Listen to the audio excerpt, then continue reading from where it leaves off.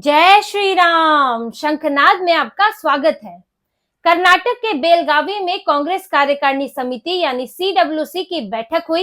इस बैठक में राहुल गांधी ने काफी ज्ञान दिया अपने नेताओं कार्यकर्ताओं को और संगठन में ही अपने नेताओं कार्यकर्ताओं में ही कमियां गिनाई। लेकिन इस बैठक में राहुल गांधी और टॉप लीडरशिप पर ही गंभीर सवाल खड़े हुए।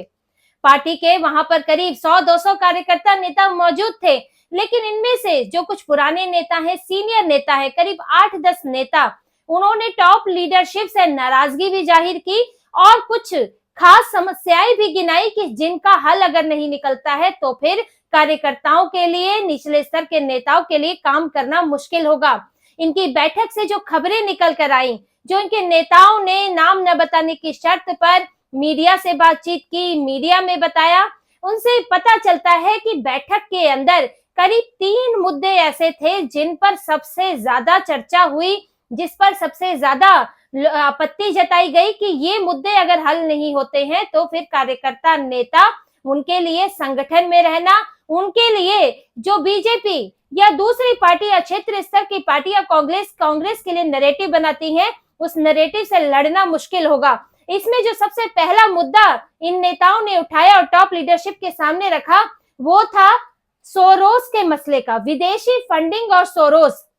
उनका कहना था कि ये ऐसा मामला है जिससे कांग्रेस निपट नहीं पा रही है। आप अडानी का मामला उठाते हैं, लेकिन अब जहां पहले बहुत कम सोरोस का मामला उठता था, विदेशी फंडिंग का, कांग्रेस से कनेक्शन का, इसको लेकर बहुत ज्यादा चर्चा नहीं होती थी, लेकिन अब ये बढ़ रहा है और इसमें सोनिया गांधी तक का नाम आ गया है। हालांकि नेताओं ने नाम तो नहीं लिया, क्योंकि देखिए अब इतनी बड़ी बैठक है, सामने राहुल गांधी है, उनकी जो है उनका अपना गुट है, तो ऐसे में साफ साफ नाम नहीं लिया जा सकता किसी नेता का। लेकिन बात टॉप लीडरशिप की हो सकती है कि उसमें अब कांग्रेस के अहम नेताओं का नाम सामने आने लगा है, जैसे कि सोनिया गांधी का।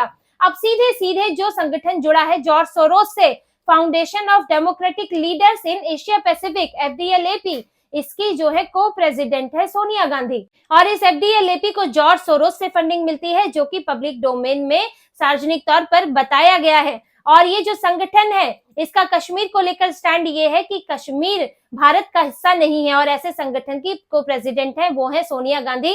उन्हें कम से कम इससे हट तो जाना चाहिए, ऐसा कांग्रेस के नेताओं का कहना था कि ऐसे किसी भी जो संगठन है जिनसे नाम खराब हो रहा है, इनसे अलग होना चाहिए। और साथ ही OCCRP है, जिसको जॉर्ज सोरोस और अमेरिका से, डीप स्टेट से पैसा मिलता है। OCCRP जो मुद्दा उठाता है वही कांग्रेस उठाती है, और अडानी को OCCRP ने टारगेट किया है और इधर कांग्रेस ने भी टारगेट किया है, तो इनकी जुगलबंदी दिखती है। तो अब कांग्रेस के नेताओं का ये कहना है कि जो बीजेपी नैरेटिव बना रही है, इससे लड़ना हमारे लिए मुश्किल हो रहा है, क्योंकि टॉप लीडरशिप इससे नहीं लड़ पा रही है। इसके खिलाफ हम कुछ ऐसा नहीं कर पा रहे हैं जिससे कि बीजेपी हमारा इससे संबंध जोड़ ही ना पाए, क्योंकि जो बाहर बयान भी दिए जाते हैं उसमें OCCRP के लोग जो है राहुल गांधी से मिलते हैं और राहुल गांधी के संबंध डीप स्टेट से दिखाई देते हैं। तो ऐसे में लोग सीधे सीधे भारत में इनका जो है संबंध स्थापित कर सकते हैं।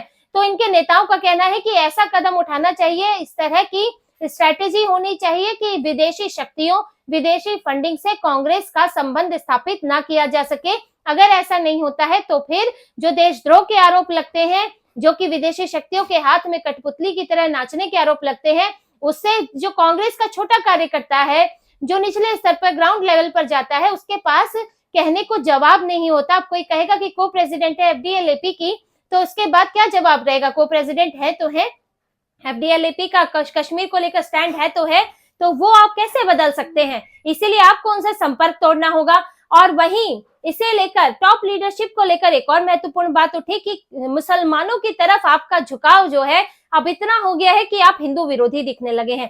कांग्रेस हिंदू समर्थक तो कभी थी ही नहीं, लेकिन बीच का रास्ता तो अपनाती थी।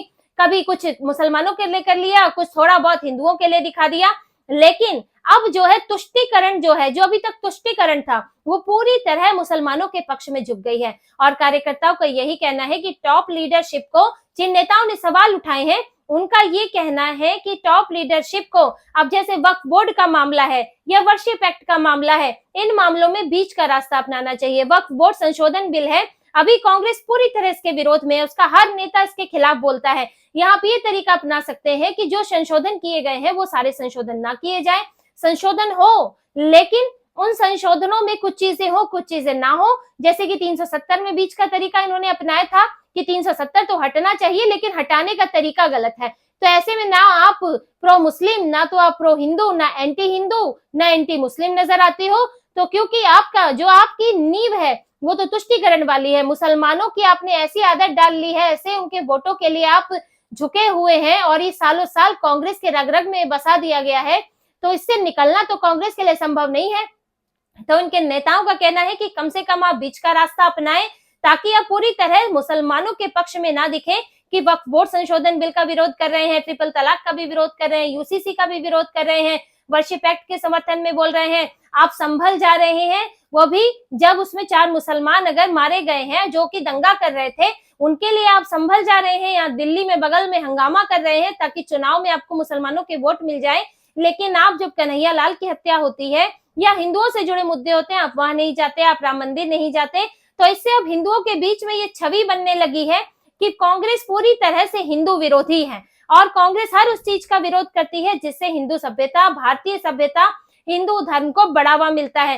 कांग्रेस की छवि को बदलने की भी गुजारिश की गई है। नेताओं ने कहा कि इसको समय रहते बदलना चाहिए, वरना अब तो आरोप कांग्रेस को बांटने के लिए भी लगने लगे हैं। और बांटना तो जाति जनगणना, दलित का मुद्दा, ये एक अलग मुद्दा है, लेकिन अगर आप इस तरह से मुसलमानों के पक्ष में रहेंगे तो आपका जाति जनगणना का मुद्दा भी फेल होगा और दलित भी, क्योंकि दलित भी हिंदू ही है, और अगर आप इस तरह से मुसलमानों के पक्ष में दिखेंगे तो वो भी आपसे नाराज होंगे। तो ये नसीहत राहुल गांधी और टॉप लीडरशिप को दी गई है। तीसरी बात जो इससे मुख्य तौर पर कही गई वो ये कहा गया कि कांग्रेस में लीडरशिप पनपाने की जरूरत है। अब ये बात राहुल गांधी, मल्लिकार्जुन खड़गे, ये लोग अपनी मीटिंग्स में बोलते तो हैं कि कांग्रेस में नए लोगों को मौका मिलेगा, नए लोगों को आगे आने दिया जाएगा, लेकिन ऐसा होता नहीं है। क्योंकि जो इनके नेताओं की समस्या इन्होंने बताई कि पिछले कुछ चुनाव में जो हमारे सामने दिक्कत आई वो है कि कांग्रेस के पास स्टार प्रचारक ही नहीं है। किसी भी स्टेट में चुनाव होता है तो कांग्रेस निर्भर रहती है किसके लिए? राहुल गांधी, प्रियंका वाड्रा, इनकी रैलियों के लिए। इनके अलावा इनके पास कोई स्टार प्रचारक है ही नहीं। अब जैसे कि 1 नेशन 1 इलेक्शन आने वाला है, अब ये आने वाले सालों में 8-10 सालों में ये लागू होगा और उस समय तो स्थिति ये होगी कि सारे चुनाव एक साथ होंगे। और उससे पहले भी ये भी हो सकता है, उससे पहले भी कुछ राज्यों के चुनाव, क्योंकि आपको डेडलाइन मैच करनी है। जो भी डेडलाइन दी जाएगी 1 नेशन 1 इलेक्शन के लिए कि इस साल में राज्यों के चुनाव और देश के चुनाव एक साथ होंगे, तो ऐसे में कुछ राज्यों के चुनाव पहले भी कराने पड़ सकते हैं ताकि उनका टाइम जो है वो जो लोकसभा चुनाव होगा उससे मैच करें। तो ऐसे में हम क्या करेंगे, जब 4-5 राज्यों के चुनाव एक साथ होंगे तो राहुल गांधी अकेले कहाँ कहाँ घूमेंगे, प्रियंका वाड्रा कहाँ कहाँ घूमेंगी। तो हमारे पास स्टार प्रचारक होने चाहिए, हमारे पास बड़े नेता होने चाहिए, जैसे बीजेपी के पास है। अब उनके पास, बीजेपी के पास पीएम मोदी स्टार प्रचारक है, अमित शाह है, योगी आदित्यनाथ है, हेमंत बिस्व शर्मा है, अभी देवेंद्र फडणवीस भी ऐसे बड़े नेता के तौर पर उभरे हैं, शिवराज सिंह चौहान है। तो ऐसे नेता हैं जिनकी राष्ट्रीय स्तर पर पहचान है। राजनाथ सिंह और जेपी नड्डा तो है ही, जो अभी इस वक्त वो भी रैलियां, उनकी भी रैलियां आयोजित की जाती है, और महाराष्ट्र और कई राज्यों में नितिन गडकरी भी है। तो ये नेता है जिनसे बीजेपी को कमी नहीं होती कि वो अलग अलग जगह अलग अलग नेताओं की रैलियां करा सकती है। और जो क्षेत्रीय पार्टियां हैं उनको एक स्टेट से आगे जाना ही नहीं होता। और साथ ही ये भी बात उठी कि आपको सोशल मीडिया पर, जो कांग्रेस का सोशल मीडिया है वो सिर्फ राहुल गांधी से भरा रहता है, ये मुद्दा उठा। हालांकि सुप्रिया श्रीनेट का नाम नहीं लिया गया, लेकिन क्योंकि वो कांग्रेस का सोशल मीडिया इस वक्त देख रही है तो उसमें सुधार की बात भी की गई। ये सुझाव था कि कांग्रेस के सोशल मीडिया पर राहुल गांधी ही चमकते हैं, प्रियंका वाड्रा को भी बहुत कम तवज्जो मिलती है, और जब वो पार्लियामेंट गई या कुछ एक रैली हुई तब उनकी बात आती है, लेकिन राहुल गांधी वो क्या कह रहे हैं, उनका क्या बयान है, उनको लेकर ही चर्चा ज्यादातर कांग्रेस के पेज पर रहती है। तो उसमें वैरायटी होनी चाहिए। कांग्रेस के जो दूसरे बड़े नेता हैं, कहीं के मुख्यमंत्री ही हैं या कहीं लीड कर रहे हैं, उनको भी उन सोशल मीडिया पर जगह मिलनी चाहिए कांग्रेस के जरिए, वरना वो पूरा सोशल मीडिया सिर्फ राहुल गांधी पर केंद्रित होता है। राहुल गांधी ने क्या अच्छा किया, और फिर वहीं पे चर्चा ये भी होती है कि राहुल गांधी ने क्या बुरा किया। जो विपक्ष का सिस्टम है वो भी राहुल गांधी पर पूरा केंद्रित हो जाता है कि राहुल गांधी में क्या कमियां है दिखाने में। तो ये पूरी कांग्रेस जो है वो Congress equal to Rahul Gandhi equal to Congress लगने लगती है। तो ये टॉप लीडरशिप को लेकर और वैरायटी को लेकर, बेसिकली कांग्रेस के जो वहां पर वैरायटी होनी चाहिए कांग्रेस के सोशल मीडिया पर, इसको लेकर बात हुई। अब वहां राहुल गांधी का नाम नहीं लिया गया, लेकिन बाहर आकर जरूर राहुल गांधी पर ही निशाना था, इसकी चर्चा हुई है, इसके बारे में बताया गया है। और देखिए, नेताओं को समस्या तो ये भी है कि कांग्रेस में हमेशा जब भी कोई हार होती है तो उस हार का ठीकरा निचले लोगों पर फोड़ दिया जाता है। ये उस बैठक में भी हुआ था जिस पर नेताओं के बीच नाराजगी है। वो नाराजगी भले ही राहुल गांधी के सामने नहीं दिखाई गई, लेकिन कांग्रेस के नेताओं का ये कहना है कि कांग्रेस में राहुल गांधी तक तो पहुंच है ही नहीं, क्योंकि उनकी अपनी एक कोठरी है, अपना एक गुट है जिसमें केसी वेणुगोपाल है, मल्लिकार्जुन खड़गे हैं। पहले आपको उन तक ही पहुंचना मुश्किल होता है, उसके बाद राहुल गांधी तक की बात आती है। जो केसी वेणुगोपाल मल्लिकार्जुन खड़गे को साध लेगा, वो समझिए राहुल गांधी को साध लेगा। अब हरियाणा चुनाव में भी हुआ कि पूरी तरह से हुड्डा जो है वो राहुल गांधी के करीबी, केसी वेणुगोपाल के करीबी और इनके करीबी रहे, जिसके कारण दूसरा गुट सुरजेवाला हो गए, किरण चौधरी, तो उन्होंने तो पार्टी ही बदल ली और कुमारी शैलजा भी अलग थलग पड़ गई। और उन लोग का यही कहना था कि हम राहुल गांधी तक अपनी बात ही नहीं पहुंचा पाते हैं, क्योंकि राहुल गांधी कुछ लोगों से घिरे रहते हैं। तो ये मसला पहले भी उठा है कि टॉप लीडरशिप हमेशा निचले लोगों पर सवाल उठाती है कि आप लोगों ने आपस में लड़ाइयां की, इसीलिए जो है चुनाव हार गए, आप लोगों में कमी रही। लेकिन कमी ऊपर वालों में भी है कि उनका कम्युनिकेशन नीचे के लोगों के साथ नहीं है। आप सीडब्ल्यूसी की एक बैठक कर लेंगे, उससे सिर्फ कम्युनिकेशन नहीं हो जाता है, आप यात्राएं निकालते हैं। जैसे कि कांग्रेस ने सीडब्ल्यूसी की इस बैठक में तय किया कि संविधान बचाओ यात्रा निकाली जाएगी, कि ठीक है आपने पिछली यात्राएं भी निकाली, लेकिन ये यात्रा एक तय रूट होता है, किन लोगों से मिलना है ये भी तय किया हुआ होता है, और इसे वही लोग तय करते हैं जो राहुल गांधी के करीब है। लेकिन इसके अलावा भी राहुल गांधी या प्रियंका वाड्रा है, इनको जमीनी स्तर के नेताओं से मिलना चाहिए। आपको बिना कोई मीडिया प्रेजेंस के भी अपने नेताओं के बीच बैठक करनी चाहिए, उनके यहाँ पर भी समय बिताना चाहिए, जिससे कि आप उनकी बातें भी समझ सके।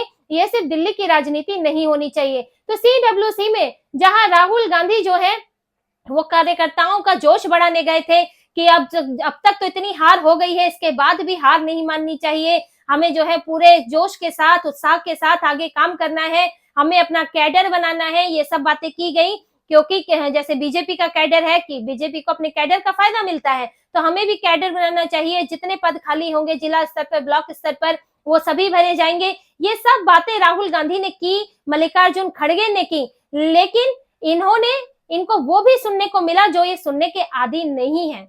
यहाँ तक की बात तो ये भी उठी कि प्रियंका वाड्रा सीडब्ल्यूसी में नहीं आई, प्रियंका वाड्रा को आना था, कार्यकर्ताओं से मिलना था। अब सवाल यही उठ रहा है कि गांधी परिवार, उनके करीबी लोग फैसला लेने के लिए, अधिकार जताने के लिए तो तैयार रहते हैं, लेकिन जिम्मेदारी नहीं उठाते, मेहनत नहीं करते। जब आप ऐसे मौकों पर कार्यकर्ताओं से नहीं मिलोगे, सीडब्ल्यूसी रोज रोज नहीं हो रही है, तो फिर आप जब नहीं आओगे तो कार्यकर्ताओं का मनोबल तो टूटेगा ही।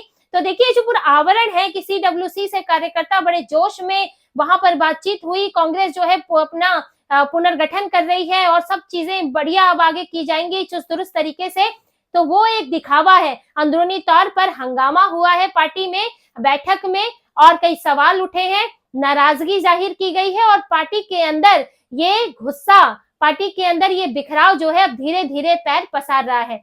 तो इसी तरह की और खबरें और विश्लेषण आपके लिए लाते रहेंगे। हमसे जुड़े रहिए, सब्सक्राइब कीजिए, कमेंट कीजिए। बहुत बहुत धन्यवाद। जय श्री राम।